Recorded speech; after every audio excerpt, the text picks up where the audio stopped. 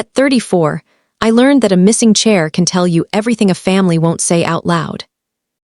My mother-in-law organized a dinner at the most exclusive restaurant in our city to celebrate my husband's career milestone.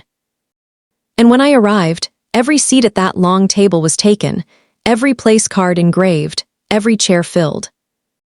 Diane Marsh looked at me from the head of the table and smiled the way a woman smiles when she believes she's already won. What she hadn't accounted for was the man running that kitchen, the navy folder I carried in my bag, or the fact that the company we were all there to celebrate had never, not for one single day, belonged to her son. 48 hours later, the Marshes would lose access to every dollar they assumed was theirs. Welcome back to calm drama stories, where composed women answer loud betrayals with quiet receipts. No shouting. Just the truth and the paperwork to prove it.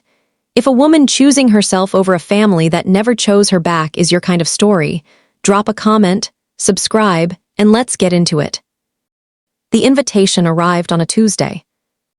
Ivory card stock, gold foil edges, the kind of stationery Diane ordered from a boutique in Savannah that charged more for the envelope than most people spend on the gift inside.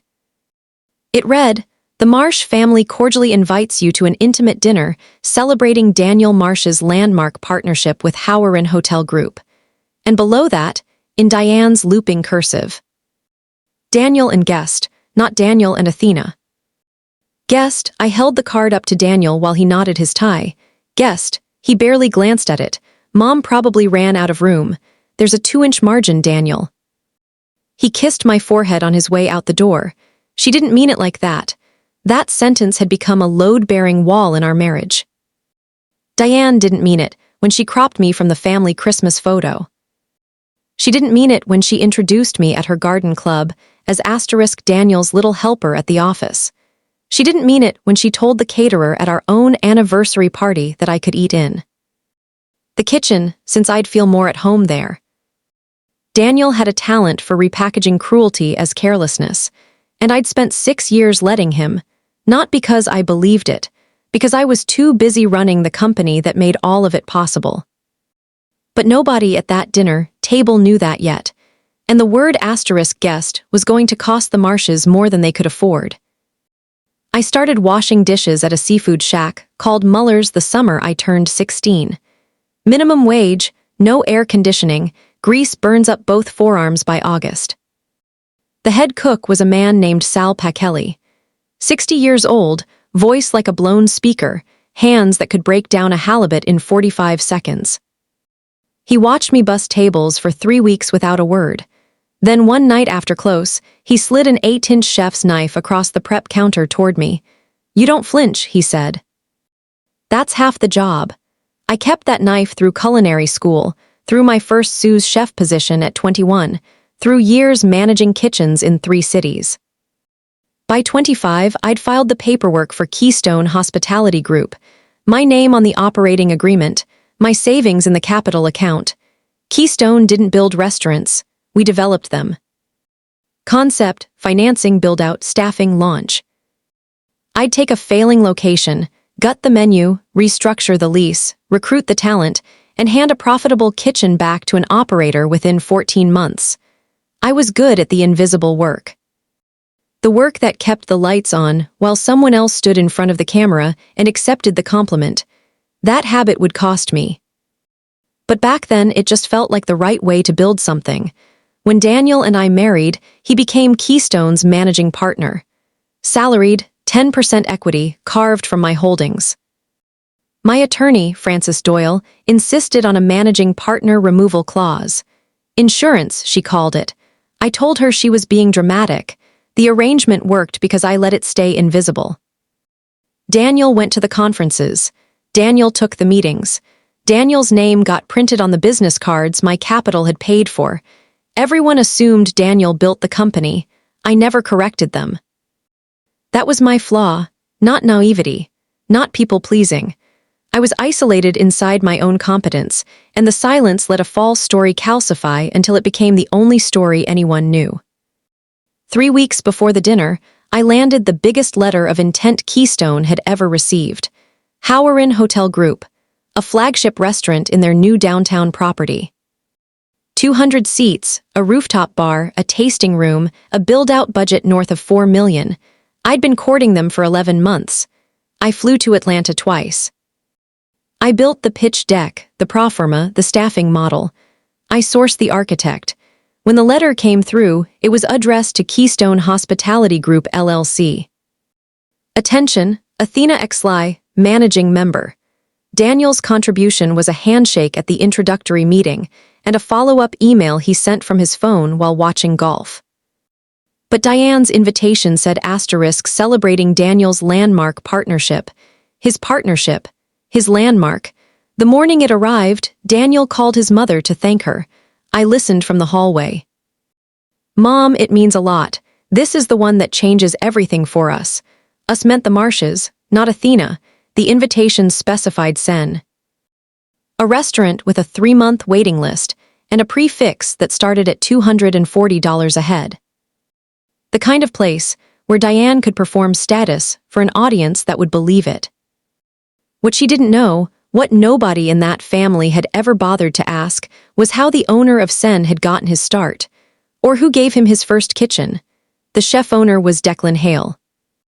39, James Beard nominated, every profile calling him a self-taught prodigy who opened his first restaurant at 27 with nothing but grit and vision. I'd read those profiles. I never corrected them. Because the part they left out was that Declan had been my line cook at 22, burning stocks and overcooking risotto in a kitchen I managed when I was barely older than he was. I taught him to break down proteins. I taught him mise en place. When he was ready to open his own spot, I co-signed his first commercial lease because no bank would touch a 27-year-old with no collateral. That lease became the restaurant that became the reputation that became Sen. When Daniel said Mom booked Sen asterisk, I felt something flicker behind my sternum. Not nostalgia, not worry. The feeling you get when a card you forgot you played lands face up on the table. Nice, asterisk, I said, and poured my coffee. Whitney called the afternoon of the dinner. Just confirming the head count, she said, with that particular brightness that meant she was managing something. Diane wants to keep it intimate. Close family only. I'm close family, I said. Of course, I just mean it's a small table. We had to be selective.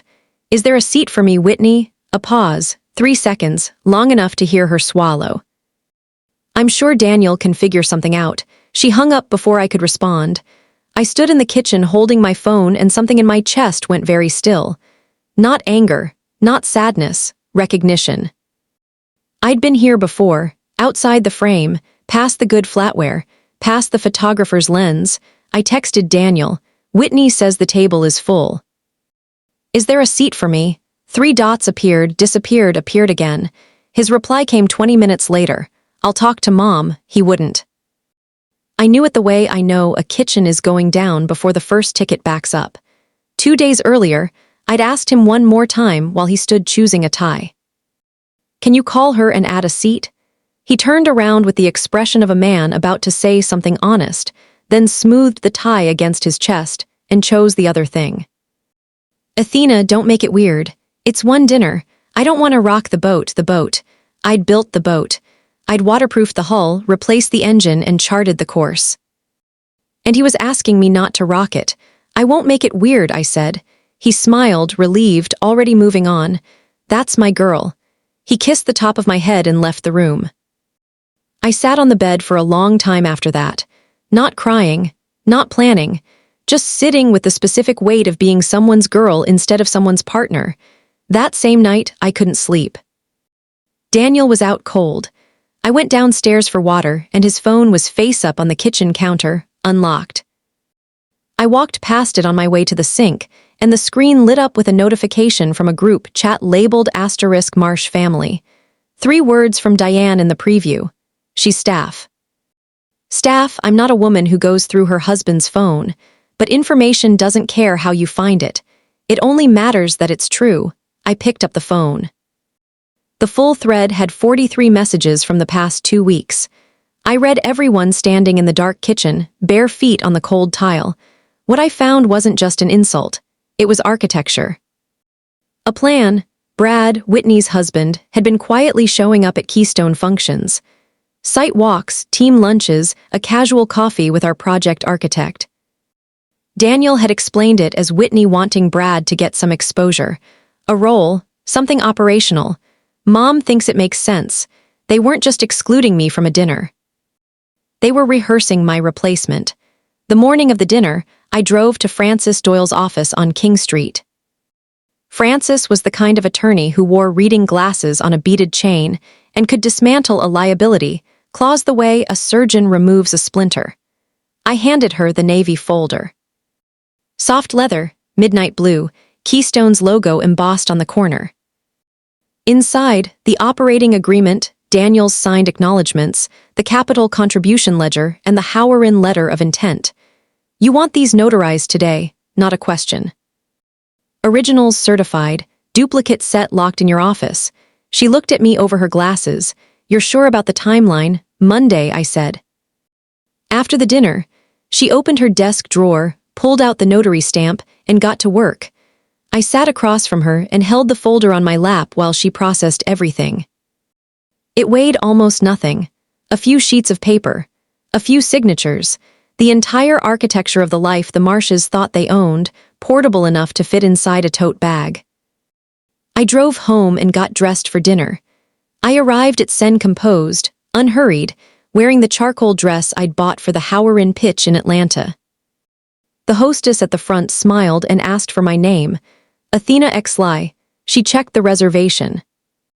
Her expression shifted just slightly, the way it does when the list doesn't match what's standing in front of her. I don't see you on the reservation, Ms. Xli. Let me check with the manager. She didn't need to.